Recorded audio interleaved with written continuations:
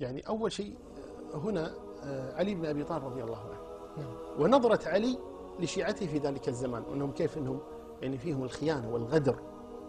طيب انظر ماذا يقول علي بن أبي طالب رضي الله عنه، يقول: ولقد أصبحت الأمم تخاف ظلم رعاتها وأصبحت أخاف ظلم رعيتي. العكس، يعني الأمم تخاف من الملوك، يقول أنا الآن الحاكم خايف من الرعية من غدرهم. ثم يقول: أقومكم غدوة يعني فجرا، وترجعون إلي عشية كظهر الحية. عشية يعني العصر أو الظهر. لوددت والله أن معاوية صارفني بكم صرف الدينار بالدرهم، فأخذ مني 10 منكم وأعطاني رجلا منهم. هذا مدح من علي رضي الله عنه لأهل الشام، وذم لأهل الكوفة الذين يقول أنهم شيعة علي. ثم قال: يا أهل الكوفة، منيت منكم ب32، صم ذو أسماع، وبكم ذو كلام، وعمي ذو أبصار، لا أحرار صدق عند اللقاء، ولا إخوان ثقة عند البلاغ. وهذا في نهج البلاغة الجزء الأول صفحة 87 و100. الحسين ابن علي رضي الله تبارك وتعالى عنه، أو قبل الحسين الحسن أخوه، قال: إنه سخي بنفسي عنكم 3، يقول لشيعة العراق: قتلكم أبي، وطعنكم إياي، وانتهابكم متاعي. وهذا في كتاب شيعني الحسين صفحة 83. ماشي تمام. ثاني، وقال أمير المؤمنين اللي هو مين؟ علي بن أبي طالب. خلينا مع علي رضي الله عنه وارضاه.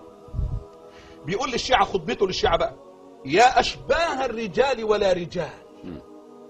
ده عجيبة والله، يعني انتوا مش رجاله. ما هو في القول السابق يعني مش طلع من 1000 واحد، ما فيش رجاله، ما فيش رجاله. احنا عندنا طبعا من المؤمنين رجال.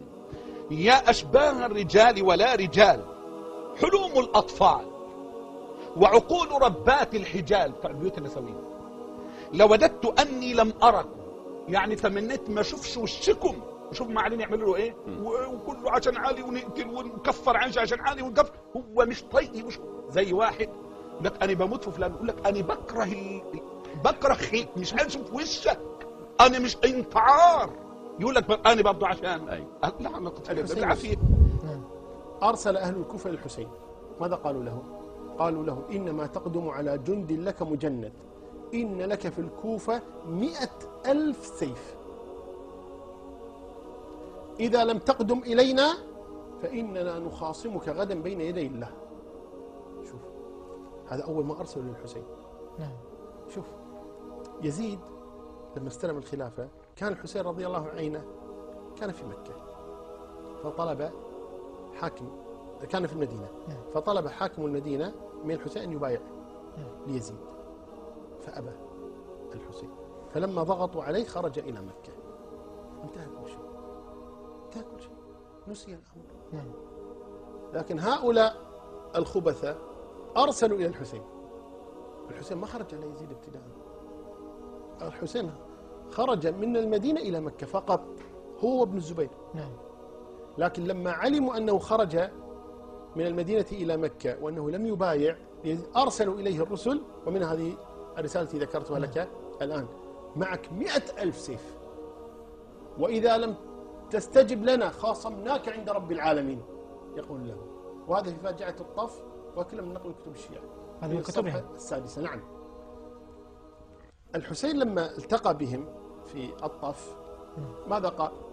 قال: تبا لكم أيها الجماعة وترحا، حين استصرختمونا ولهينا مستنجدين فأصرخناكم، يعني جئتكم، سللتم علينا سيفا في رقابنا، وحششتم علينا نار الفتن التي جناها عدونا وعدوكم. وهذا في كتاب على خطى الحسين صفحة 130. علي بن الحسين ابن الحسين شارك في معركة الطف في مقتل الحسين رضي الله عنه. كان علي بن الحسين موجودا، ولكنه كان مريضا رضي الله عنه ولم يقتل، يعني نجا رضي الله عنه، لكنه حاضر، كان عمره 21 سنة كبيرا. ماذا يقول علي بن الحسين عن شيعة العراق؟ يقول: أيها الناس، نشدتكم بالله، هل تعلمون أنكم كتبتم إلى أبي يعني الحسين وخدعتموه، وأعطيتموه العهد والميثاق والبيعة، وقاتلتموه وخذلتموه، فتبا لما قدمتم لأنفسكم، وسوءة لرأيكم، بأية عين تنظرون إلى رسول الله إذ يقول لكم: قتلتم عترتي وانتهكتم حرمتي فلستم من أمتي. وهذا كتاب الاحتجاج للطبرسي الجزء الثاني صفحة 203. هذه العترة وحديث العترة الذي يحتجون. نعم نعم، هؤلاء هم قتلة العترة. شوف علي بن الحسين أيضا لما دخل الكوفة بعد أن استشهد الحسين وجماعة كبيرة من أهل البيت قريب من 17 نفس. طيب علي بن الحسين لما دخل الكوفة، والكوفة هي دار الشيعة في ذلك الوقت، لما دخل علي بن الحسين رأى أهل الكوفة ينوحون ويبكون فزجرهم وقال: تنوحون وتبكون من أجلنا فمن الذي قتلنا؟ وفي رواية: من قتلنا غيرهم؟ وهذا في الاحتجاج الجزء الثاني صفحة 290. أم كلثوم بنت علي أخت الحسين ماذا تقول؟ تقول: يا أهل الكوفة سوءة لكم، ما لكم خذلتم حسينا وقتلتموه. وهذا أيضا في نفس المهموم لعباس القمي صفحة 63-300. زينب بنت علي أخت الحسين أيضا قال لما رأت النساء يبكين قالت: صح يا أهل الكوفة، تقتلنا رجالكم وتبكينا نساؤكم، فالحاكم بيننا وبينكم الله يوم فصل القضاء. وهذا في منتهى الآمال الجزء الأول صفحة 68-500. شوف، تقتلنا رجالكم وتبكينا نساؤكم.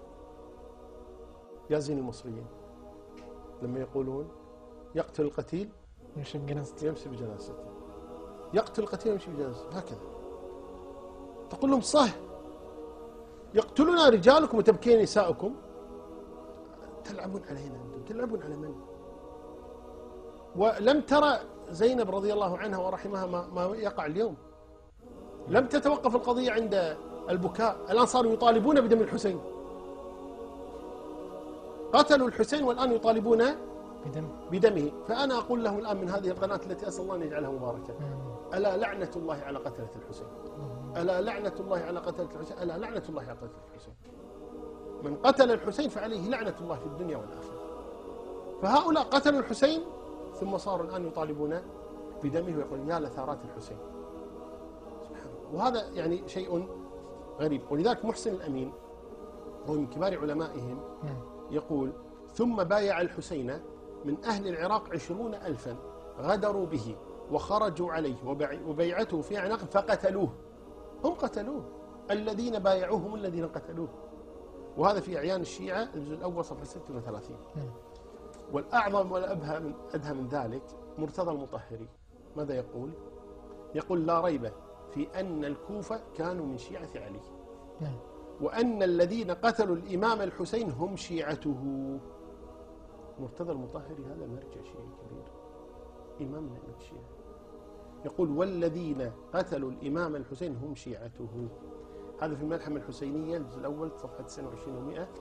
ويقول أيضا مرتضى المطهري يقول: فنحن سبق أن أثبتنا أن هذه القصة مهمة من هذه الناحية، وقلنا أيضا بأن مقتل الحسين على يد المسلمين بل على يد الشيعة. هكذا مرتضى المطهري يقول: بل على يد الشيعة بعد مضي 50 عاما فقط على وفاة النبي لأمر محير ولغز عجيب وملفت للغاية. وهذا في الملحمة الحسينية الجزء الثالث صفحة 94. شيء غريب. شيخ روايات غريبة جدا وتبين التناقض يعني الموجود الآن. وهذا كلام مرتضى المطهري وهو مرجع كما قلتم أنتم.